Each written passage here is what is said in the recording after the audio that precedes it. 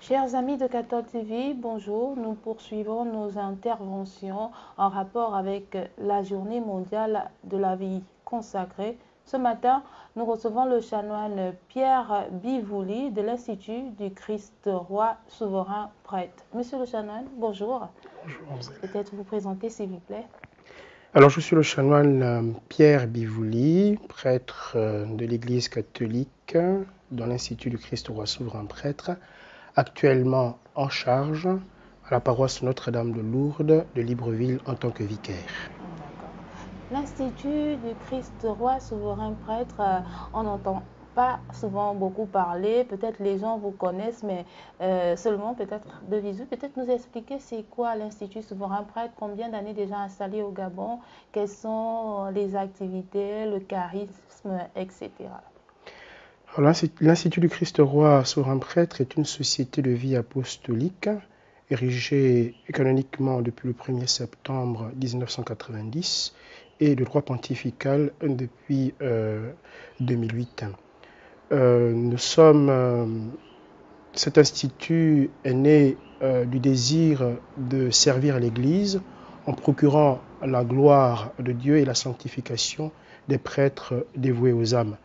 Comme le mentionne la devise de cet institut, Veritatem facientes in caritate, tirée de l'épître de Saint Paul aux Éphésiens au chapitre 4e verset 15, la vérité et la charité sont indissociables et doivent être tenues dans la même fermeté, ce qui est aussi pour nous un élan missionnaire. La fin propre de notre institut, comme le stipulent les constitutions, est la promulgation, la diffusion et la défense dans tous les aspects de la vie humaine, du règne de notre Seigneur Jésus-Christ, voie, vérité et vie.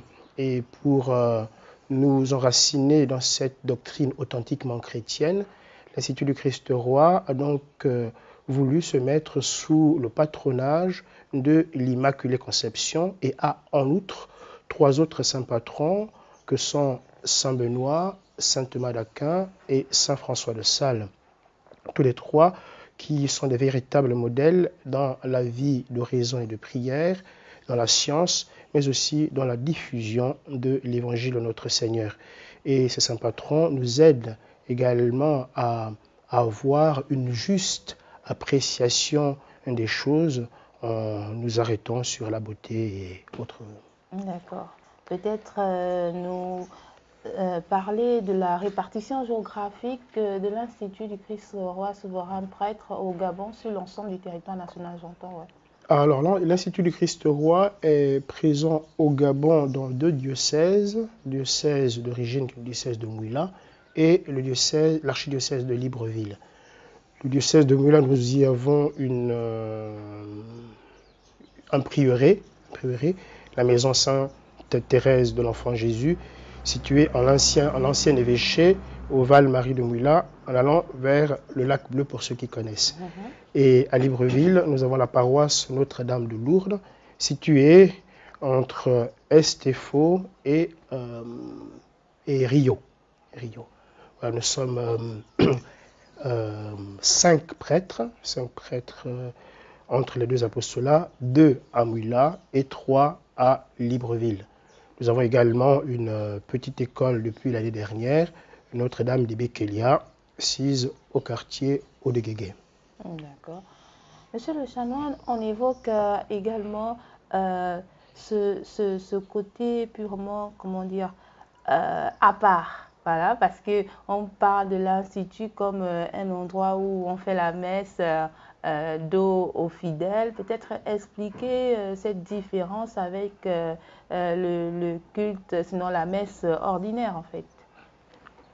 En son temps déjà, le pape Benoît XVI, d'inoubliable mémoire, nous avait fait la grâce de nous donner un document, un motu proprio, qui permettait, si nous pouvons ainsi dire, la libéralité de la célébration de la messe dans la forme extraordinaire de l'unique rite romain.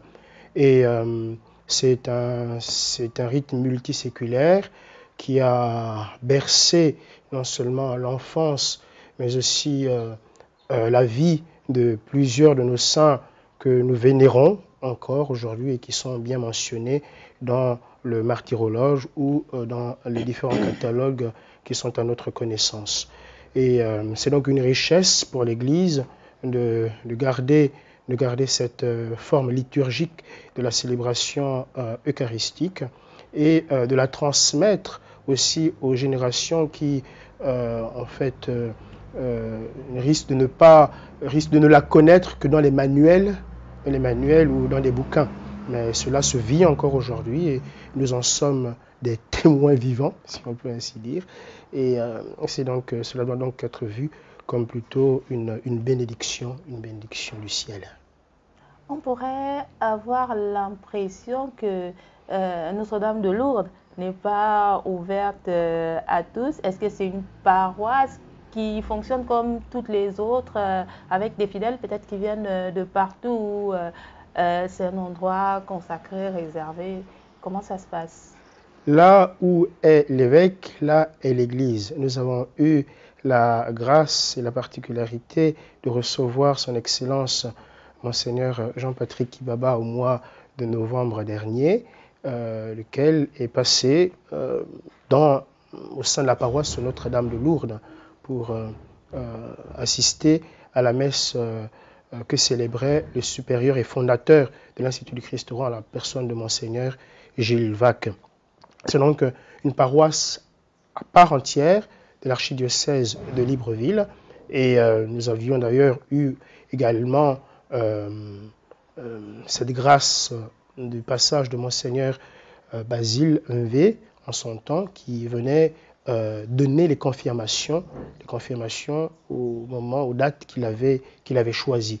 Donc nous sommes pleinement catholiques et il n'y a pas de doute à vous faire là-dessus. Et nous remercions d'ailleurs plusieurs de nos confrères prêtres qui n'hésitent pas d'envoyer vers nous des pénitents qui souhaiteraient se confesser, car habituellement nous avons toujours un prêtre disponible au confessionnal pour en fait faire vivre, laisser nos chrétiens bénéficier de ce canal de la grâce qu'est le sacrement de pénitence. Alors comment se passe une journée ordinaire chez vous?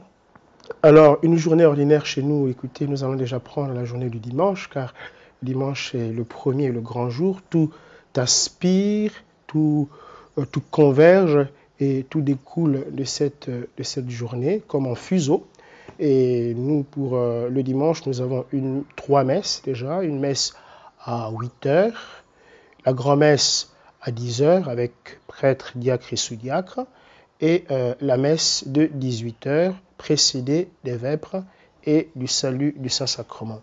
Les autres jours de la semaine, du mardi au samedi, nous avons la première messe à 7h15 et la deuxième messe à 17h.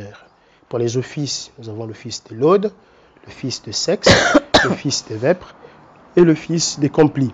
Le jeudi, tous les jeudis, nous avons l'adoration du Saint-Sacrement pendant au moins 1 heure. Monsieur le Chanoine, on parle aujourd'hui, si vous êtes là aujourd'hui, c'est pour évoquer la vie consacrée, une vie comme la vôtre, que vous avez décidé de consacrer entièrement au Christ. Peut-être nous dire aujourd'hui quel en a été le cheminement et pourquoi le choix de l'Institut du Christ roi souverain prêtre. Ce que nous sommes devenus ou ce que nous sommes tout court est parfois inspiré par la rencontre que l'on a pu avoir des personnes ou des communautés qui ont su marquer une force en nous et nous aider à nous déterminer dans nos choix. Il y a donc ici la force de l'exemple, qui m'a tout simplement entraîné à pousser, à me déterminer en rencontrant l'Institut du Christ roi et par les prêtres que j'ai côtoyé en ce temps-là à Mouila, car au passage, je suis originaire de Langounier. Et donc, voilà, ces prêtres m'ont aidé à me déterminer dans mon choix et à suivre ma formation qui n'a pas été toujours très facile. Mais bon, il y a quoi de facile quand on suit le bon Dieu? Voilà, donc qui n'a pas été très facile, mais aujourd'hui, nous pourrons dire que de chemin parcouru. Et le 26 novembre 2015, j'ai eu la grâce de recevoir l'ordination sacerdotale par l'imposition des mains du cardinal Burke en l'église Saint-Michel et Gaëtan de Florence en Italie. Vraiment, quelle grâce, quelle grâce. Et une grâce qui peut être donnée à tout le monde, à ces jeunes-là qui rêvent peut-être aussi de suivre vos traces, peut-être un message à l'endroit de ces jeunes qui aimeraient faire comme vous, mais qui ne se sont pas encore décidés ou qui peinent à se décider aujourd'hui. Dans ma tendre enfance, alors jeune élève dans les classes de CP à l'école Notre-Dame de Mouila, j'avais été très marqué par un groupe auquel je n'appartenais pas, mais qui existait déjà, c'était le groupe Appel. Ce groupe qui, en fait, a aidé plusieurs jeunes, ou moins jeunes maintenant, de se déterminer dans leur choix. Et pourquoi j'évoque cela? Eh bien, pour dire qu'aujourd'hui également, le bon Dieu continue d'appeler chacun d'entre nous et prenons le temps de nous arrêter, prenons le temps de trouver ce silence intérieur afin d'écouter la voix du Seigneur qui nous parle et qui nous appelle. Il ne nous appelle pas forcément à une vie religieuse, il ne nous appelle pas forcément à une vie sacerdotale, mais il nous appelle peut-être, ou même très souvent, à l'état de mariage. Donc, n'ayons pas peur de nous consacrer, n'ayons pas peur de nous donner, n'ayons pas peur de nous engager afin de pouvoir bénéficier aussi des secours du ciel, des secours de la grâce de Dieu pour vivre notre état de vie tel que nous l'aurons choisi sur la terre et être chrétiennement épanoui malgré, nous ne le cachons pas, malgré les insuffisances et les infirmités de la chair. Merci, Monsieur le Chanin, pour ce beau message à l'endroit de nos jeunes. Comme vous le disiez, toute vie peut être consacrée, peut-être pas de manière aussi religieuse que la vôtre, mais toute vie par le baptême est d'abord consacrée au Christ. Merci d'avoir répondu à notre appel. Merci surtout d'avoir voulu partager l'expérience de votre vie consacrée avec nous ce matin. Merci. Vous l'avez compris, nous avons reçu ce matin le chanoine Pierre Bivouli de l'Institut du Christ Roi Souverain Prêtre. Chers amis de Cathol TV, merci et à bientôt.